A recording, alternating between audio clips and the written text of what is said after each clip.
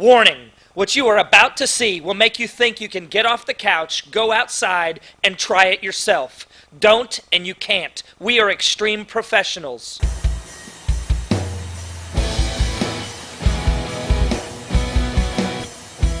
Safety is the key to the vehicles I drive.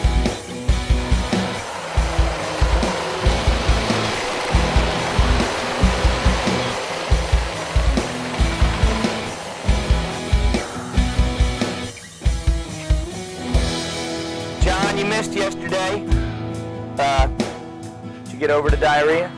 Yeah. Made good time here.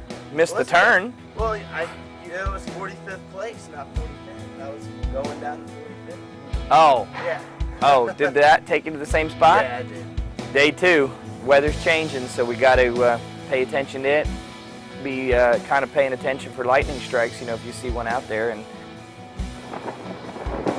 in any operation, when you bring your manpower to the show and you get them set up there and start to cut and then you get rained out, you've lost all those resources, the time, the fuel to get them there, to get them back, to set them up, all that was lost. And there was no gain on that day. We cut one limb and quickly saw that we needed to take shelter. well, that AccuWeather forecast wasn't too accurate because we just got rained out.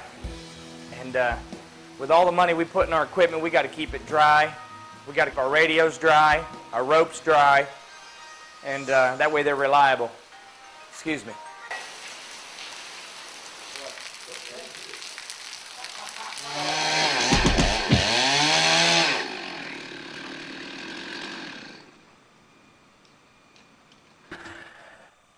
Well, yesterday, as you saw, we got really rained out. Today's day 3 on really a 3-day tree. So we're going to hit it hard, and hopefully we can get done before dark.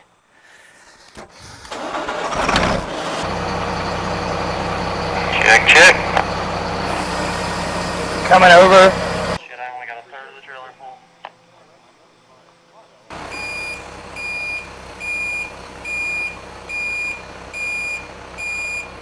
That's the first one you're taking, is that leader right there. One closest to you. 10-4. Put a strap in it right there.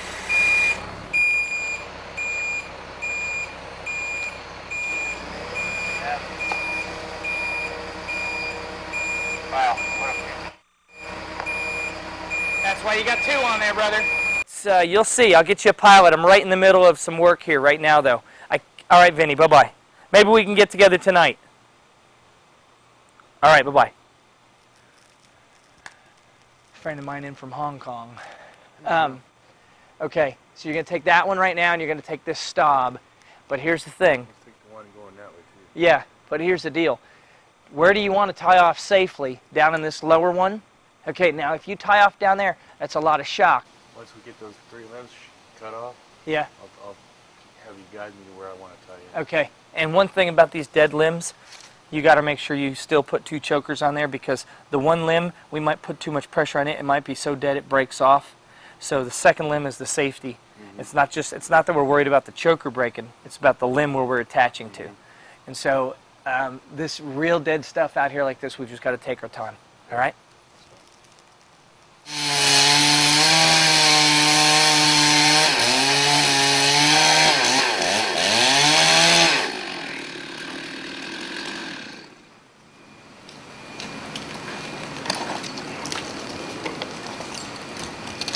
You have it, Paul. It would have smashed me. You have it. It's right off. It's floating.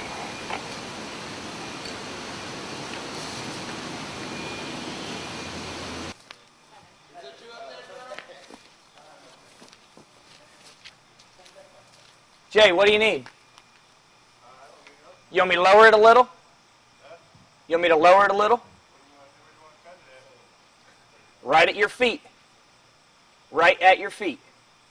Again, try to get the front first, then come around the back. Really do a good reach around on that front. All right, that way I'm just picking from the back. Go ahead and cut the front now while I'm here.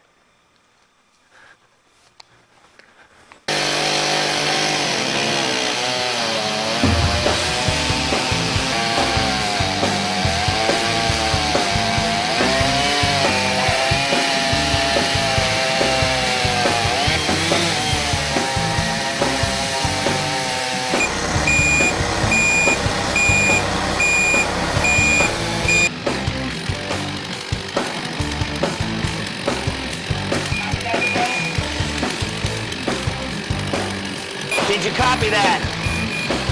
He's getting set up right now. He's moving. There's another freehand.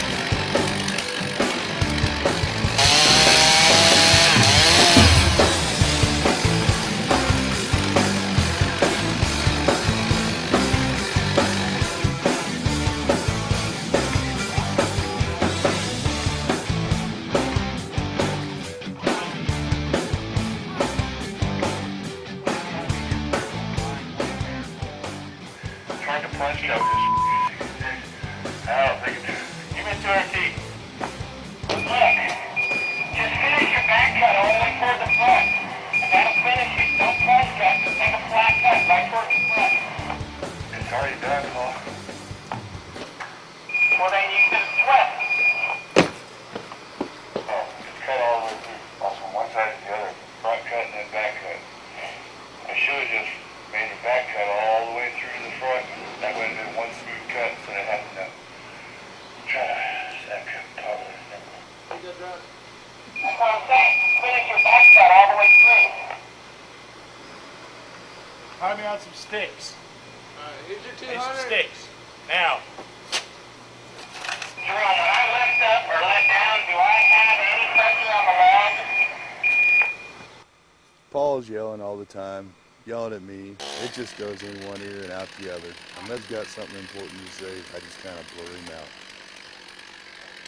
Jerome has been with us for about 4.5 months, and he's got a lot of experience at climbing and removals. I expect perfection, and when things don't go perfect, that's when I get a little upset. Jerome has the ability to bring out the mean out of me.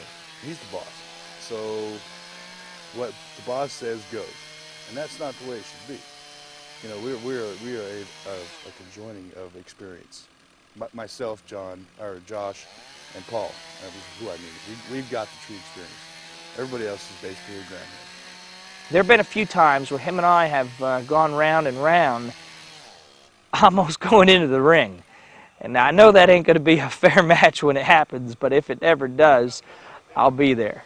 This too big for this. Let me know when I'm airborne.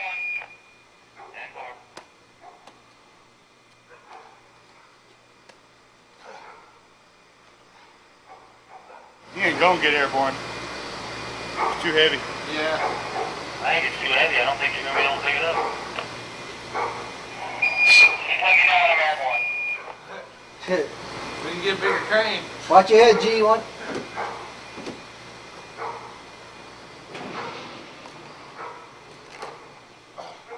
You are not 1/4 of the log still sitting. It's fun. Oh, Still touching now. No. No moving. No moving. No moving. Don't move. Don't move. Don't move. Don't move. You are airborne. You have 1 inch. It's back on the log. Is he going over the house with this? No,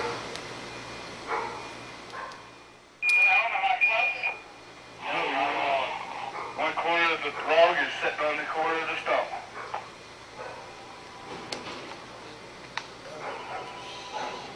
Easy, boss. Easy. Okay, you're slow. Foot off the ground. Foot off the stump. 2 feet. 4.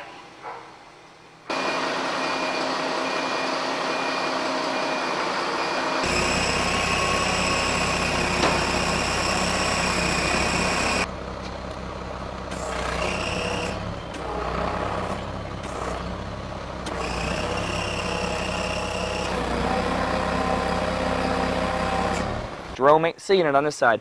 You got the limb that's cut off toward the turret that somebody else did with the hole. Yep. Okay. Right below that, you have the old scar. Okay. Now, right there in that scar is where I want him to cut. 2 inches of bark when you go through that knot.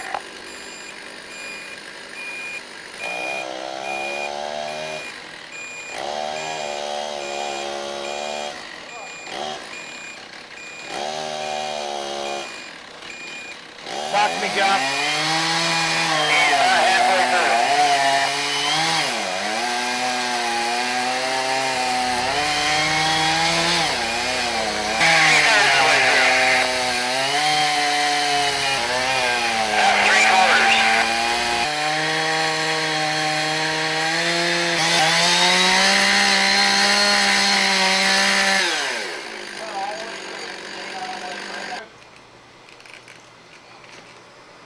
Got 1/4 of the log still sitting. It's spun. Oh, Still no. touching now. No moving. No moving. No moving. Don't move. Don't move. Don't move. Don't move. Don't move. Don't move. It's going to peel off. What's the problem? Strap's gonna peel off. Strap's gonna peel off. Jerome said the straps are going to peel off. Well, there ain't no fixing that now, Jerome. Hey, you tell him just to chill a minute. Just chill for a second. Let him get the salt clear. If we have to, we can sit down in the backyard. You'll make that call after I have it airborne. Oh, over my head?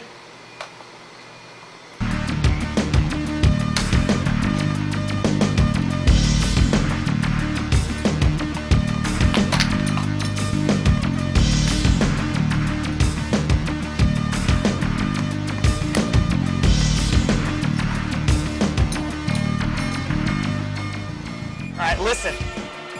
A spare lanyard and tie it to your safety lanyard that goes around the tree, and then just tie that to the saw. If the saw drops, the rope will catch it. At least you're down. Hey, Josh. Place me and come over here to the crane for 1 second so I can run back there and examine the situation so I know where I can go. But if something were to happen, you can at least cable down immediately. Okay.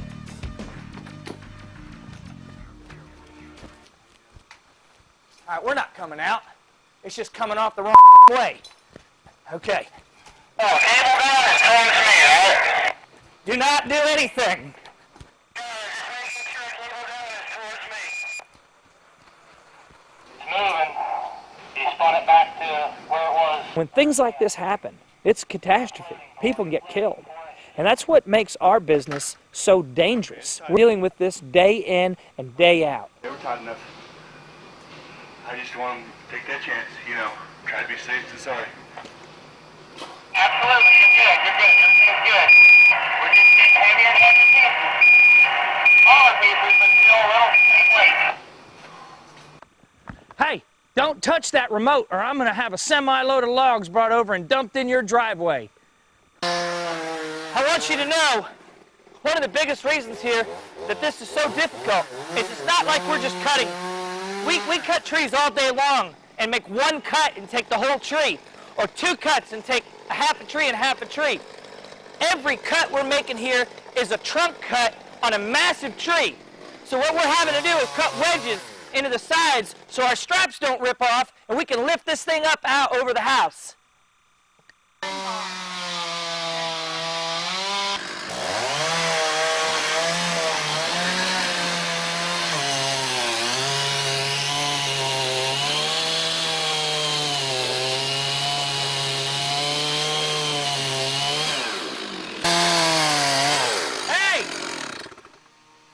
John, get us a hammer. We got a nail in the tree right here. About the worst thing you can find in a tree is concrete or steel. We've hit everything from fence stakes to cannonballs.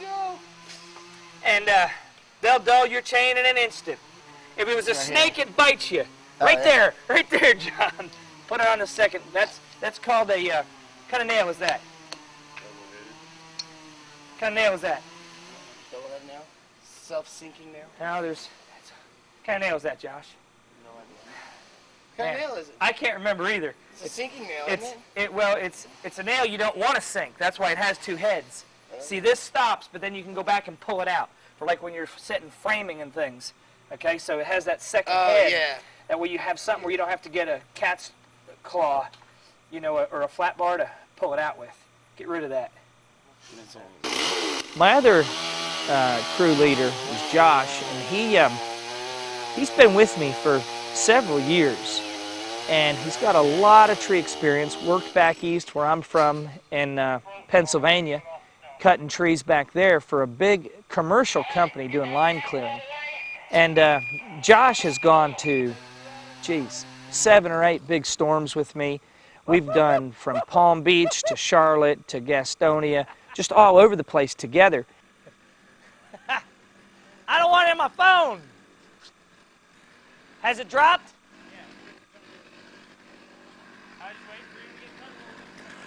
How's the big boy doing? Best of, no, don't. My phone, I got Bengay on my neck already. Y'all can get me with the ice bucket when we're all done, all right? All right, players? You can dump the wheelbarrow full on me if you want, but let me get my Bengay, my radio, and my folded. You know, those Oakleys come expensive. Man, I'm going to tell you what. From the beginning, this has been no easy job, and that's why we're here. Every piece has gone perfectly. From the beginning, when we calculated the limbs, to when we had Shane out here doing the math on the weight, to right now when we measured it all out, to make sure we didn't overcut one piece. And that's the same way we do your house.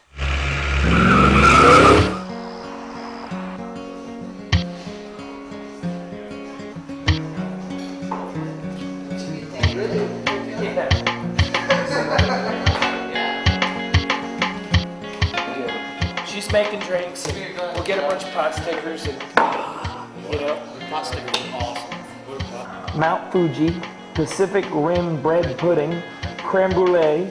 Yeah, 2 more pot stickers. Hey, make a little set. You do me a favor, honey. Do me a favor. Put about 3 of those on a separate plate and put it right over there for my special guest who's coming.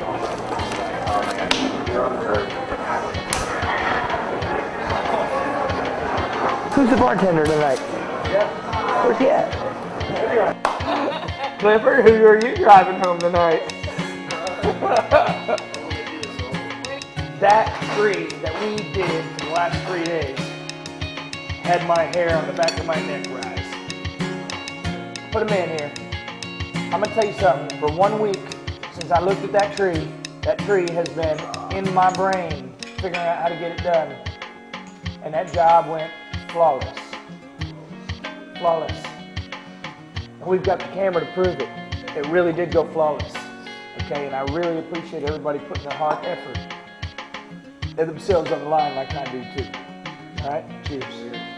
The boss.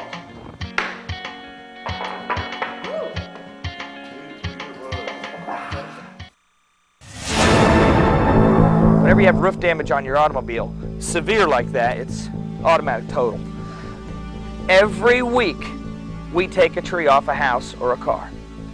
Every week. People don't realize it, how bad they are and how dead they are.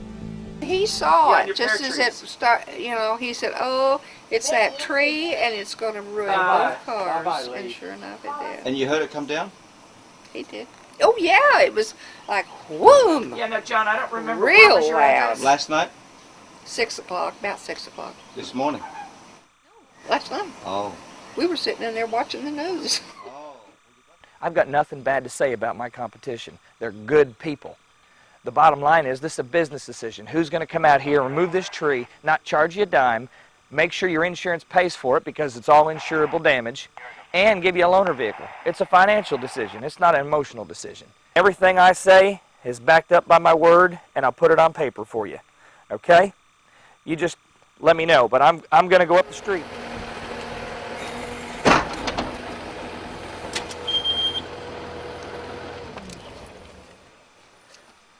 This is the reason we've got to have the big bobcat.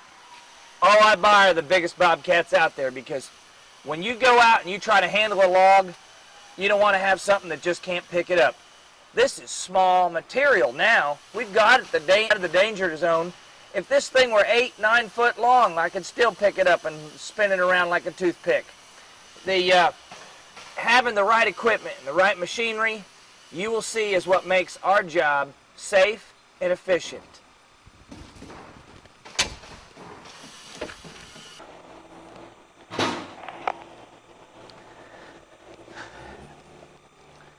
You know, tree business is no different than really any other business. Everyone has their spot. But our business is a little bit more dynamic. We always have to be ready for change, because 1 minute one person might be doing something, but then a limb might spin while we're sitting it on the ground and he needs to pick up a saw. Or, you know, they might be walking up to return some tools, but I need them over here for the crane. And so everybody's got to have good similar abilities to pretty much be a well-rounded groundman. But especially when you're working with rigging and things, Jerome's my rigger, Josh is my rigger, and I put those guys, you know, they go in the trees to rig the limbs. But the rest of them all have to have the same similar talents on the ground. And I just want to let you know that my guys are very well-rounded. They not only know how to do manual labor, but they get right down to the finite detail, cleaning the driveway, raking the yards, doing all the little things that we might do if we have a little scuff in the concrete or a ding in the gutter.